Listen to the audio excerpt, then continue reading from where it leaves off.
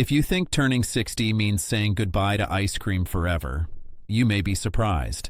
The truth is, it isn't always the ice cream itself that's the problem. It's the type you choose, how much you eat, and what you eat it with. Today, we're counting down 5 frozen treats that may be better choices for older adults who still want to enjoy dessert without so much added sugar.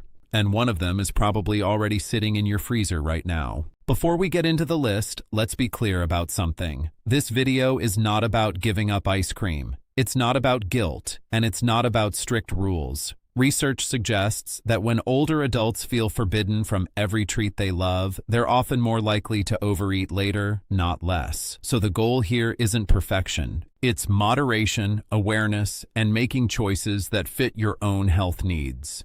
Stick around, because by the end of this video, you'll know exactly what to look for on a label, which frozen desserts tend to offer more nutritional value, and a few simple habits that can make dessert time feel a lot more comfortable. I'm Alan Mercer, an AI-generated educational presenter created to explain evidence-informed health information in a simple and accessible way. I'm not a real physician, and this content is for educational purposes only. Now, let's talk about why ice cream can feel a little more complicated after 60. When we're younger, our bodies tend to be more forgiving of sugary treats. But as we age, a few things shift. Insulin sensitivity may decline in some people, meaning the body doesn't process sugar quite as efficiently as it once did. This is one reason blood sugar management becomes more of a focus for many older adults, especially those managing prediabetes or type 2 diabetes. That doesn't mean sugar is forbidden. It means portion size and frequency start to matter more. Bone health is another piece of the puzzle. After menopause, and generally with age, bone density can decline for many people, which is part of why calcium and vitamin D often get so much attention from healthcare professionals. Dairy-based frozen desserts can sometimes contribute calcium to the diet, though the amount varies quite a bit by product, so it's worth checking labels rather than assuming. Protein is another consideration that becomes more important with age. Many older adults experience a natural, gradual loss of muscle mass, sometimes called sarcopenia, and adequate protein intake, combined with physical activity, has been associated with helping support muscle maintenance. This is actually part of why some newer frozen desserts marketed to older adults highlight protein content, which we'll talk about later in the countdown. Heart health matters too. Traditional ice cream is often higher in saturated fat, and for people managing cholesterol or cardiovascular risk factors, that's worth keeping in mind. This doesn't mean saturated fat is dangerous in small amounts, but frequency and portion size do matter, and this is exactly the kind of thing that's worth a conversation with your own doctor or a registered dietitian. Lactose intolerance also becomes more common with age for some people. The body may produce less lactase, the enzyme that helps digest lactose, which can lead to bloating or discomfort after dairy. This is why some people shift toward lactose-free or non-dairy frozen desserts, not because dairy is unhealthy, but because their own digestive system responds differently than it used to. And finally, portion size. A lot of nutrition labels are based on a half-cup serving, but many of us serve ourselves quite a bit more than that. Understanding your actual portion is one of the simplest ways to enjoy dessert while still keeping added sugar and calories in a range that feels comfortable for your goals. Now that we've covered the why, let's get into the countdown. These are 5 categories of frozen treats that, for many older adults, may offer a more balanced option compared to traditional full-sugar ice cream. Keep in mind, this is general education, not a personalized recommendation, and what works well for one person may not work as well for another. Starting at number 5, Greek yogurt frozen desserts. Greek yogurt-based frozen treats have become popular in the last several years, and for good reason. Compared to traditional ice cream, many Greek yogurt options offer more protein per serving, which may help support satiety and muscle maintenance. Greek yogurt is also naturally a good source of calcium, which ties back to that bone health conversation we just had. Some brands have also worked to lower added sugar compared to traditional ice cream, though this varies enormously from product to product. Here's the catch. Not all frozen Greek yogurt is created equal. Some brands still pack in quite a bit of added sugar to improve taste, so this is a category where reading the label really matters. Look for options where added sugar is meaningfully lower than a traditional ice cream, and where protein is noticeably higher, ideally several grams per serving.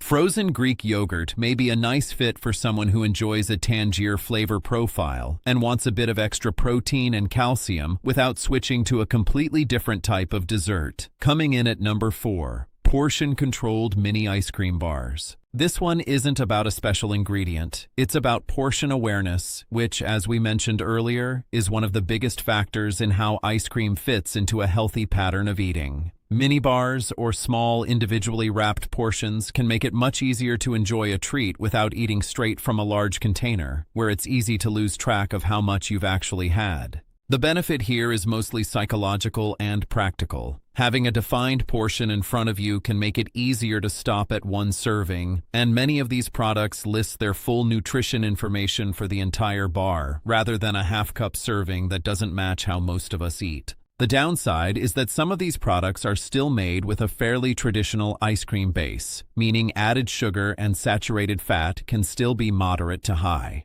This option may work well for someone who mainly struggles with portion control rather than sugar content specifically. When choosing a bar, checking both the calories and added sugar for the entire bar, not just per 100 grams, gives you the clearest picture. Number 3, fruit-based frozen desserts made with real fruit and no added sugar. This category includes things like fruit sorbets or frozen fruit bars where the ingredient list is short and recognizable, often just fruit, water, and maybe a small amount of natural juice. These can offer some fiber and naturally occurring vitamins, particularly if whole fruit is used rather than juice concentrate.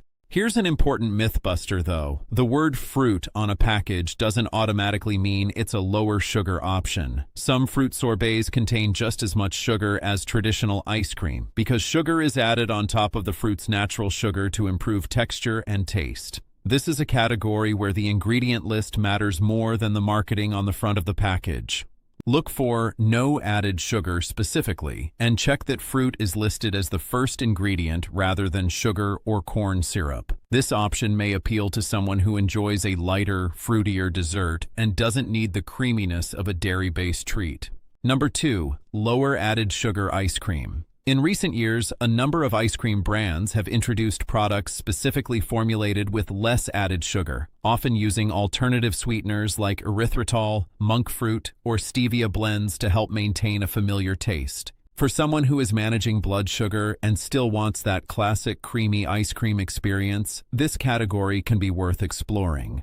That said, individual tolerance to sugar alcohols and alternative sweeteners varies quite a bit. Some people find that these ingredients can cause digestive discomfort like bloating or an upset stomach, especially in larger amounts. It's also worth noting that less sugar doesn't always mean low calorie, since fat content can still be similar to traditional ice cream. As always, reading the full nutrition facts panel, not just the front of package claims, gives you the real picture. This option may be a good fit for someone who specifically wants to reduce added sugar, but isn't necessarily looking to change the overall style or richness of their dessert. And now, number 1, high-protein frozen desserts. This category has grown quite a bit recently, with several brands designing frozen desserts specifically around higher protein content, sometimes reaching 10 grams or more per serving. Higher protein may help support satiety, meaning you might feel more satisfied after a smaller portion, and adequate protein intake has been associated with helping support muscle maintenance, which, as we discussed earlier, becomes especially relevant as we age. But here's an important point. Even a high-protein frozen dessert is still a treat, not a health food. It shouldn't be thought of as a replacement for protein from meals like lean meat, fish, eggs, beans, or dairy at mealtime. Some of these products also use sugar alcohols to help manage the sugar content, so again, checking your own digestive tolerance is worthwhile. This category may appeal especially to older adults who are focused on maintaining strength and muscle, and who want a dessert that contributes a bit more to their daily protein goals rather than working against them. So there you have it, 5 frozen dessert categories that for many older adults may offer some nutritional advantages over traditional full sugar ice cream. Now let's talk about how to actually read that nutrition facts label with confidence. Start with the serving size at the very top. This tells you exactly what all the numbers below are based on, and it's often smaller than what most of us actually eat, so it's worth checking your own portion against it. Next, look at added sugars, which is now listed separately from total sugars on most labels in the United States. This number reflects sugar added during processing, not sugar that occurs naturally in an ingredient like milk or fruit. Generally, lower added sugar per serving is considered a more favorable choice for most people, though your own healthcare provider may have a specific target for you. Protein is worth checking next, especially given what we discussed about muscle maintenance. Higher protein per serving, particularly above 5 grams, may be a meaningful contributor to your daily intake. Saturated fat is another number worth glancing at, since the American Heart Association has suggested keeping saturated fat intake within certain limits as part of a heart-healthy eating pattern, something worth discussing with your own doctor based on your personal health history. Calcium is often listed as a percentage of daily value, and this can help you compare products if bone health is a priority for you. If a product includes artificial sweeteners or sugar alcohols, these will usually be listed in the ingredients with names like erythritol, sorbitol, or sucralose. And finally, sodium, while not always something people associate with ice cream, can sneak into some products, particularly those with mix-ins like caramel swirls or salted nuts. Now, let's clear up some common myths, because there's a lot of confusing information out there. Myth number 1, seniors should never eat ice cream. This simply isn't accurate. Research on healthy aging generally emphasizes overall dietary patterns rather than eliminating specific foods. For most older adults without a specific medical restriction, ice cream can fit into a balanced diet in moderation. Myth number 2, sugar-free always means healthy. Not necessarily. Some sugar-free products are still high in saturated fat or calories, and some use sugar alcohols that can cause digestive discomfort in certain individuals. Sugar-free is one factor to consider, not an automatic green light. Myth number 3, frozen yogurt is automatically healthier than ice cream. This depends entirely on the specific product. Some frozen yogurts contain just as much added sugar as ice cream, sometimes more, depending on the flavor and brand. Always compare labels rather than relying on the name of the product category. Myth number 4, natural sugar doesn't matter because it's not added sugar. While the body does process naturally occurring and added sugars similarly in terms of blood sugar response, the nutrition facts distinction between the two exists mainly to help people identify sugar that's been added during processing versus sugar that's naturally present, for example, in fruit or milk. Both can affect blood sugar, so portion size still matters for either type. Myth number 5, fat-free means you can eat unlimited amounts. Fat-free doesn't mean calorie-free, and it definitely doesn't mean sugar-free. In fact, when fat is removed from a product, sugar is sometimes increased to maintain flavor and texture. Portion awareness still applies here. Myth number 6, ice cream causes diabetes. This is an oversimplification.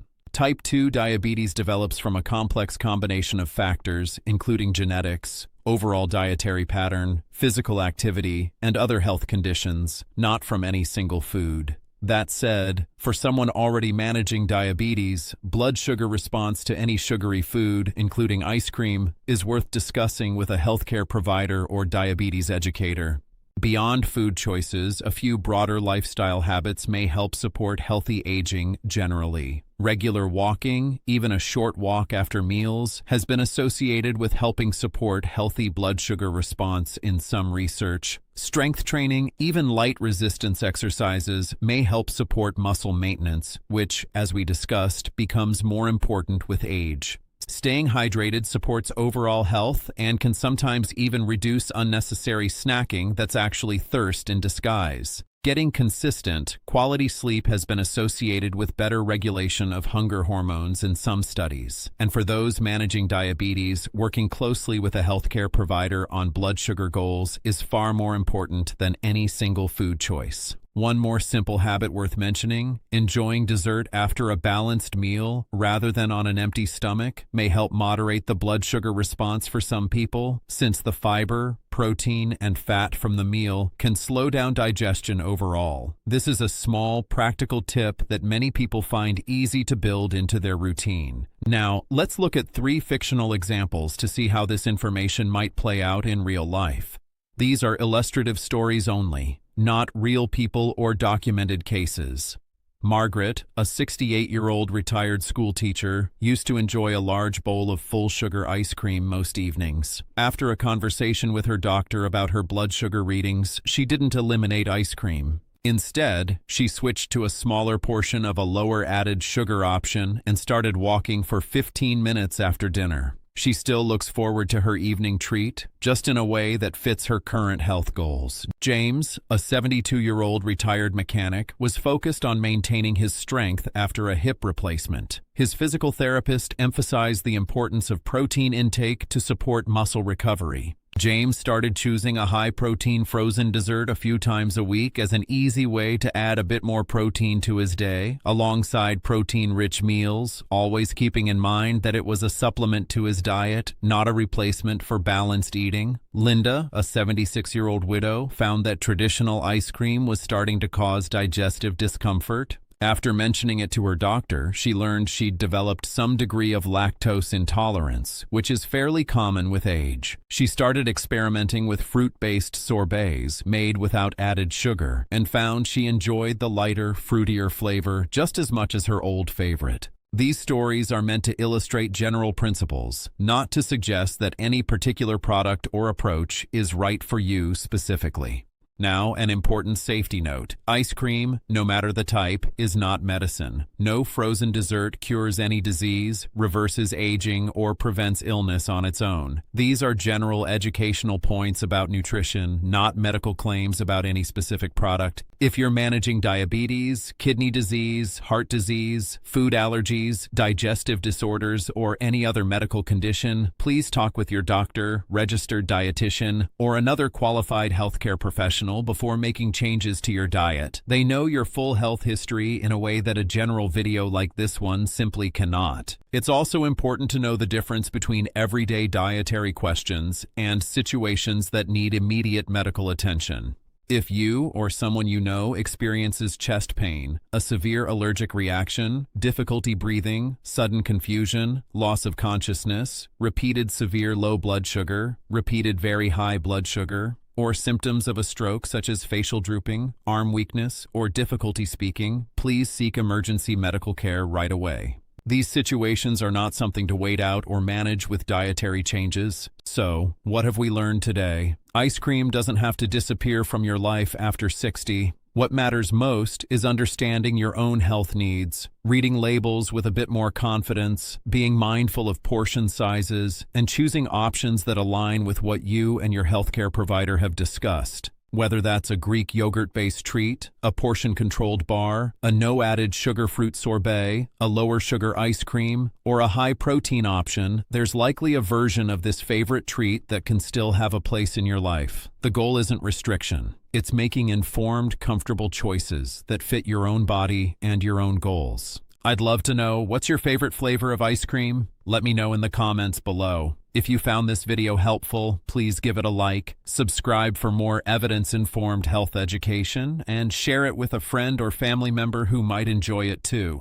I'm Alan Mercer, an AI-generated educational presenter created to explain evidence-informed health information in a simple and accessible way. I'm not a real physician, and this content is for educational purposes only. Always consult your own physician or another qualified healthcare professional before making decisions about your health.